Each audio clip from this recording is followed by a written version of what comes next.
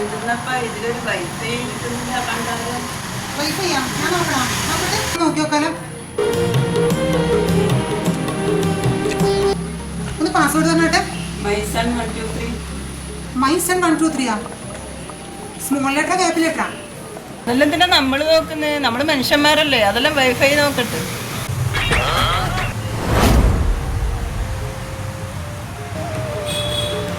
അതാ ഞാൻ ശരിയാക്കിയിട്ടാ. എന്നാ നോക്കി നോക്കിയാട്ടെ.